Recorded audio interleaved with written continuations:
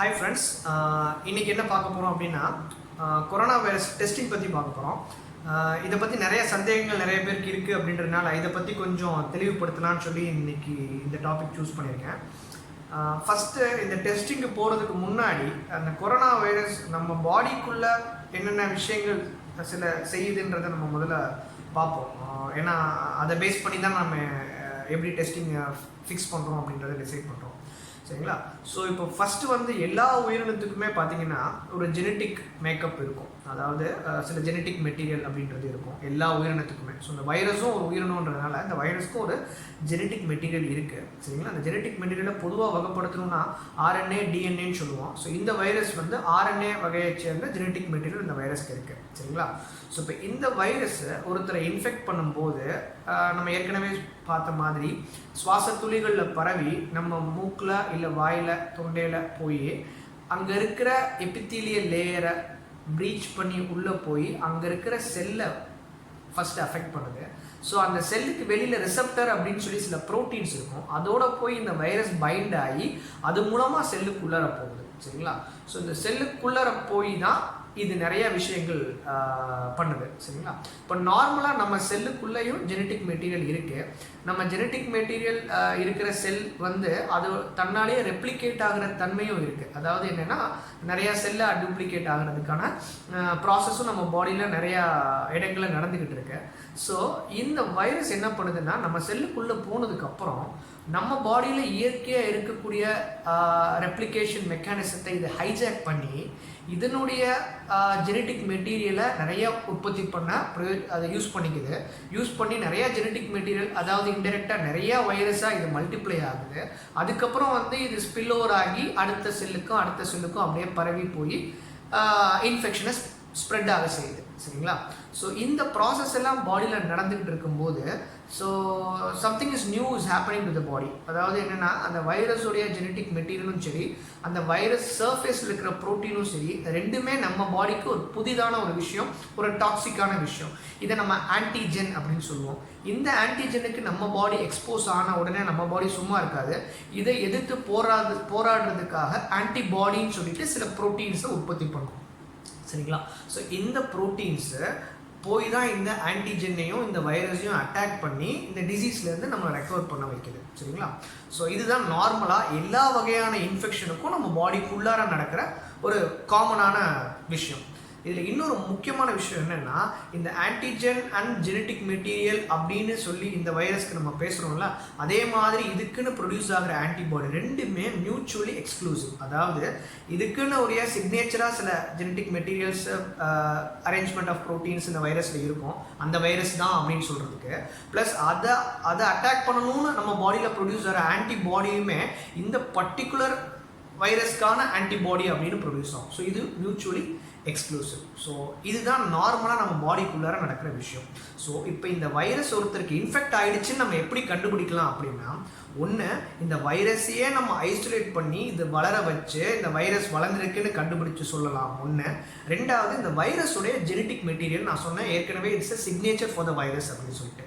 So அந்த genetic மெட்டீரியலை நம்ம டீகோட் பண்ணி அதனுடைய அரேஞ்ச்மெண்ட் எப்படி இருக்குன்னு பார்த்து அது இந்த வைரஸ்க்குரிய ஜெனட்டிக் மெட்டீரியல் தானு கண்டுபிடிக்கலாம். So that is antigen testing. மூணாவது இந்த வைரஸுக்குன்னு ஸ்பெஷலாக உற்பத்தி ஆகிற நம்ம பாடியில் இருக்கிற ஆன்டிபாடியை நம்ம கண்டுபிடிக்கிறது மூலமாகவும் இந்த வைரஸ் உள்ளே இருந்திருக்கா அப்படின்றத நம்ம கண்டுபிடிக்கலாம். ஸோ இந்த 3 விதமாக நம்ம டெஸ்ட் பண்ணலாம்.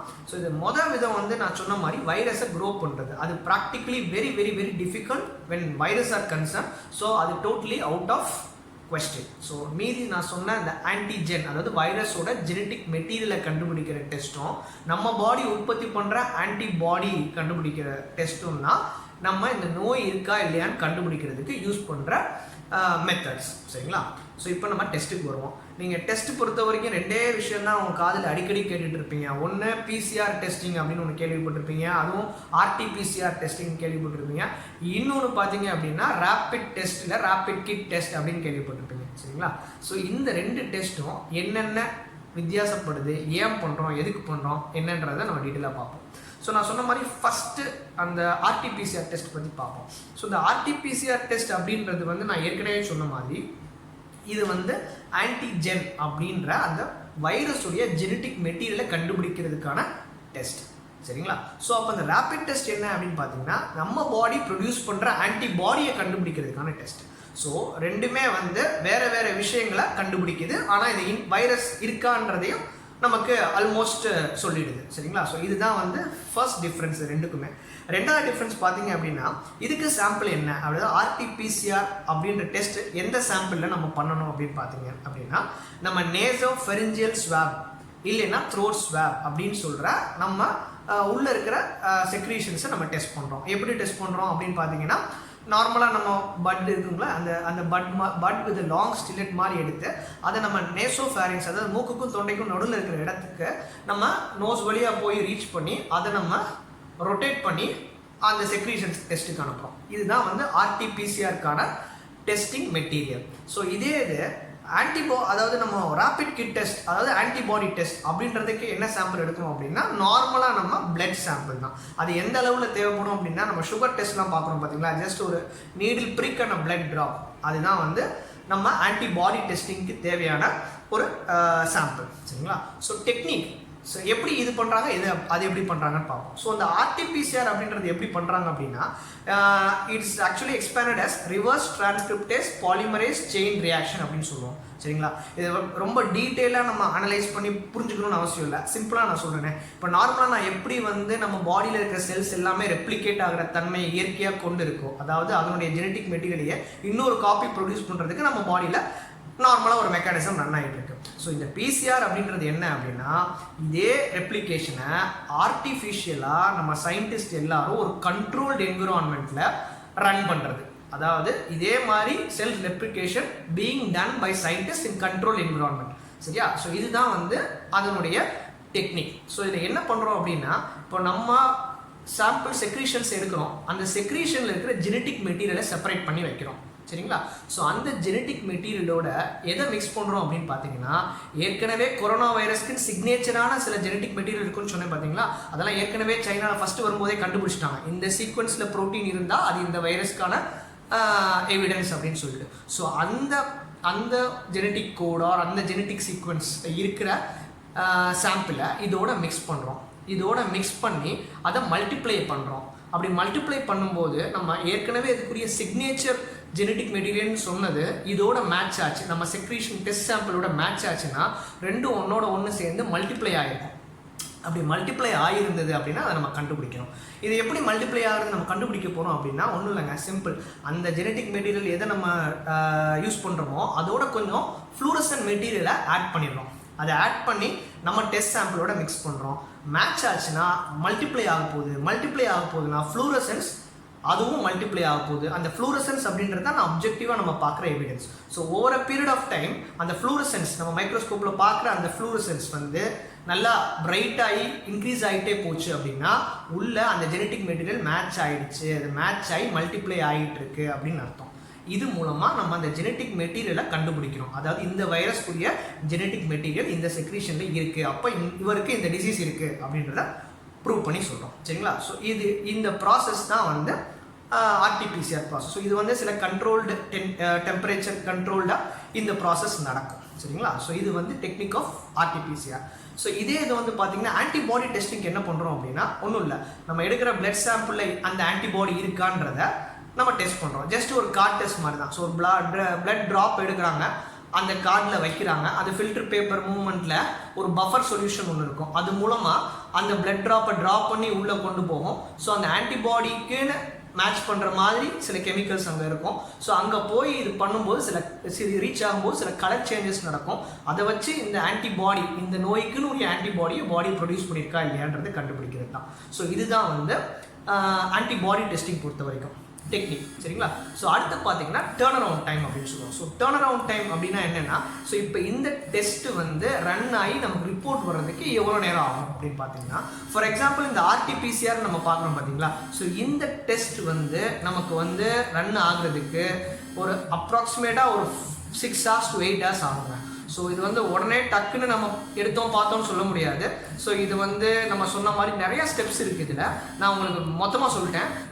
நிறையா ஸ்டெப்ஸ் இருக்குது இதில், சப் ஸ்டெப்ஸ் இருக்குது. அந்த ஸ்டெப்ஸ் எல்லாம் ப்ராசஸ் ஆகி அதுக்குரிய டெக்னீஷியனும் அதை கரெக்டாக ஃபாலோ பண்ணி அவங்க பார்த்து அப்சர்வ் பண்ணி ரிப்போர்ட் கொடுக்கணும். சரிங்களா? So it involves a sequence of steps and so it takes some time. சரிங்களா? இப்போ இதே இது வந்து அதில் பார்த்தீங்கன்னா, அதாவது ஆன்டிபாடி டெஸ்டிங்கில் பார்த்தீங்கன்னா hardly it takes 15 minutes to get the report. So 15 to 20 minutes or 30 minutes உங்கள் ரிப்போர்ட்டை கண்கூடா பார்த்துடலாம். சரிங்களா? ஸோ இதுதான் டர்ன் அரவுண்ட் டைம் பொறுத்த வரைக்கும். சரிங்களா? அடுத்து பார்த்தீங்கன்னா வந்து அட்வான்டேஜ் அண்ட் டிஸ்அட்வான்டேஜ். ஸோ இப்போ இந்த ஆர்டிபிசிஆரில் அட்வான்டேஜ் என்ன அப்படின்னு பார்த்தீங்கன்னா, ஃபர்ஸ்ட் திங், ஒரு பர்சனுக்கு டிசீஸ் இருக்கா அப்படின்றத இதை கண்டுபிடிச்சிடலாம். ஏன்னா அந்த வைரஸோட ஜெனட்டிக் மெட்டீரியலே நம்ம டெஸ்ட் பண்ணுறோம். ஸோ இப்போ அது இருக்குன்னா அந்த நோய் தொத்து அவருக்கு இப்போ இருக்குது அப்படின்றத நம்ம சொல்லிடலாம். So it is more specific. Okay, so இந்த இது பாசிட்டிவ் வந்தால் அதை கண்டிப்பாக நம்பலாம். சரிங்களா? ஸோ அது இதோடைய பெரிய அட்வான்டேஜ். சரிங்களா? ஸோ டிஸ்அட்வான்டேஜ் அப்படின்னு பார்த்தீங்கன்னா வந்து இட் டேக்ஸ் சம் டைம். நான் ஏற்கனவே சொன்னேன். ஸோ ஒரு 6 hours to 8 hours ஆகலாம் அப்படின்னு சொன்னேன். இன்னொன்று, நிறைய ஸ்டெப்ஸ் இருக்கிறதுனால ஒவ்வொரு ஸ்டெப்லேயும் நிறைய எரர் வர்றதுக்கு சான்ஸ் இருக்குது. கரெக்டாக சாம்பிள் எடுக்கணும், ப்ராப்பராக அதை ஒரு டிரான்ஸ்போர்ட் மீடியத்தில் டிரான்ஸ்போர்ட் பண்ணணும், ப்ராப்பராக ரிசீவ் பண்ணணும். அப்புறம் நான் சொன்ன அந்த பல சீக்வன்ஷியல் ஸ்டெப்ஸை கரெக்டாக பண்ணணும், ஒரு டெக்னிக்கல் எக்ஸ்பர்ட் கரெக்டாக அதை ரீட் பண்ணணும். இது எல்லாம் கரெக்டாக இருந்தால் தான் ரிப்போர்ட் கரெக்டாக ஆகும். இதில் எங்கேயாவது ஏதாவது ஒரு பிரச்சனை வந்தாலுமே அந்த ரிப்போர்ட்டு தப்பாக வர்றதுக்கு சான்ஸ் இருக்குது. ஸோ இது வந்து இதோடைய major disadvantage, the time factor and the technical aspects involved. Again, it is bit costly. சரியா? அந்த ப்ரொசீஜர் ரன் பண்ணுறதுக்கும் காஸ்ட்டும் கொஞ்சம் ஹை. ஸோ இது எல்லாமே வந்து disadvantages. Coming on to antibody testing. Antibody testing பொறுத்த வரைக்கும் அட்வான்டேஜ் என்னென்னா, நம்ம வந்து வெரி ஷார்ட் பீரியட் ஆஃப் டைமில் ஹார்ட்லி ஒரு 15-30 minutesல வந்து நம்ம ரிப்போர்ட்டை கண்டுபிடிச்சிடலாம். ஒன்று, again it is a bit cheaper when you compare to that RT-PCR. Third, the human resources involved in testing is also very less. Technique also very simple. சரிங்களா? எரர்க்கான chance கொஞ்சம் கம்மி, provided the kit is of good quality. So எரர்க்கான chances கம்மி. சரிங்களா? So இதெல்லாம் வந்து advantages of the antibody testing. Disadvantage என்னன்னு பார்த்தீங்கன்னா, இதில் வந்து கிருமி தொத்து ஒருத்தருக்கு இப்போ இருக்கான்னு கண்டுபிடிக்க முடியாது. ஏன்னா இது ஆன்டிபாடி டெஸ்டிங். ஆன்டிபாடின்றது ஆன்டிஜெனுக்கு பாடி எக்ஸ்போஸ் ஆகி பாடியில் ஆன்டிபாடி ப்ரொடியூஸ் ஆகணும். சரிங்களா? ஸோ இந்த ஆன்டிபாடி ப்ரொடக்ஷன் வந்து ஒரு மேட்டர் ஆஃப் செகண்ட்ஸில் நடந்துடாது. அதுவும் முக்கியமாக புதுசாக ஒரு வைரஸ்க்கு எக்ஸ்போஸ் ஆகும்போது it will take it's time. So இந்த டைம் நம்ம சொல்கிறது somewhere around 5 to 7 days minimum ஆகும் பாடி ஆன்டிபாடி ப்ரொடியூஸ் பண்ணுறதுக்கு. ஸோ இந்த ஆன்டிபாடி ப்ரொடியூஸ் பண்ணி இது நல்ல கான்சன்ட்ரேஷன் இருந்தால் தான் நம்ம டெஸ்ட்டில் கண்டுபிடிக்க முடியும். சரிங்களா? ஸோ அதனால இந்த ஆன்டிபாடி டெஸ்டிங் வந்து நம்ம எடுத்தோடனே பண்ண முடியாது. ஒன்று. ரெண்டாவது, இது வந்து நோய் இப்போ வந்துட்டு போயிருக்கா இல்லை அடிக்கடி இவருக்கு வந்துட்டு போயிருக்கா அப்படின்றது தான் தெரியுமே தவிர உறுதியாக இது பாசிட்டிவ்னா இவருக்கு நோய் இருக்குது அப்படின்ற விஷயம் தெரியாது. சரிங்களா? ஸோ இதில் நம்ம பாசிட்டிவ்னு வந்தாலும் இப்போ இந்த நோய்க்கான அறிகுறிகள், அந்த நோய்க்கான தாக்கம் அவருக்கு அதிகமாக இருக்கான்னு தெரிஞ்சதுக்கு நம்ம பிசிஆர் டெஸ்ட் பண்ணால் தான் உறுதியாக அந்த பிரச்சனை இருக்கா இல்லையான்னு சொல்ல முடியும். ஸோ நோய் வந்துட்டு போயிருக்கா, பாடி ரெஸ்பாண்ட் பண்ணுறதுக்கு ஆன்டிபாடி ப்ரொடியூஸ் பண்ணியிருக்கான்றது மட்டும்தான் தெரியுமே தவிர இப்போ நோய்க்கான தாக்கம் இருக்குமான்றது தெரியாது. சரிங்களா? இதுதான் பேசிக் டிஃப்ரென்ஸ் இந்த ரெண்டு டெஸ்ட்டு பொறுத்த வரைக்கும். சரிங்களா? ஸோ அப்போ நம்ம ஃபஸ்ட்டு பார்த்த RTPCR is the gold standard for finding out the infection. And இது கண்டிப்பாக இந்த டெஸ்ட் பண்ணி தான் ஒருத்தர் பாசிட்டிவ் அப்படின்றத நம்ம டிக்ளேர் பண்ணணும். அதில் எந்த சந்தேகமும் இல்லை. சரிங்களா? அப்போ நீங்கள் ஒரு கேள்வி கேட்கலாம், அப்புறம் எதுக்குங்க இந்த ஆன்டிபாடி டெஸ்டிங் அப்படின்னா, இந்த ஆன்டிபாடி டெஸ்டிங் வந்து 2 பர்பஸ்க்கு தேவை. ஒன்று, அந்த டிசீஸோட ப்ரிவலன்ஸ், அதாவது ஒரு ஏரியா எடுத்துக்கிட்டோம் அப்படின்னா அந்த ஒரு ஏரியாவில் ஒரு 10,000 பேர் இருக்காங்க அப்படின்னா 10,000 பேருக்கு நோய் இருக்க போகிறது இல்லை. ஹார்ட்லி ஒரு 50 பேர் 60 பேர் இல்லை 100 பேருக்கு அந்த பிரச்சனை இருக்குனாலுமே மீதி இருக்கிறவங்க எல்லாருக்கும் இந்த நோய் வந்துட்டு போயிருக்கான்றது நம்ம கண்டிப்பாக தெரிஞ்சுக்கணும். ஏன் தெரிஞ்சுக்கணும் அப்படின்னா, நீங்கள் வெஸ்டர்ன் கண்ட்ரீஸ்லேயும் சரி அதர் கண்ட்ரீஸ்லேயுமே சரி ஓவராலாக எல்லாரும் யூனிஃபார்மாக கண்டுபிடிச்ச விஷயம் என்னென்னா, more than 60 to 70% of individuals who are affected by this are asymptomatic. அதாவது நோய் அறிகுறியே இல்லாமல் நிறைய பேர் இருக்காங்க. ஸோ அதனால் அவங்கள கண்டுபிடிக்கணும். ஏன்னா நோய் அறிகுறி இல்லாதவங்களும் நோயை பரப்பிக்கிட்டு இருப்பாங்க. ஸோ இந்த டிசீஸோடைய ப்ரிவலன்ஸ், அதாவது ஒரு சமயத்தில் நம்ம பார்த்தோம்னா எத்தனை பேருக்கு வந்து இந்த டிசீஸ் வந்து இருக்குது, இந்த கம்யூனிட்டியில் வந்துட்டு போயிருக்குன்றதை நம்ம கண்டிப்பாக தெரிஞ்சுக்கணும்.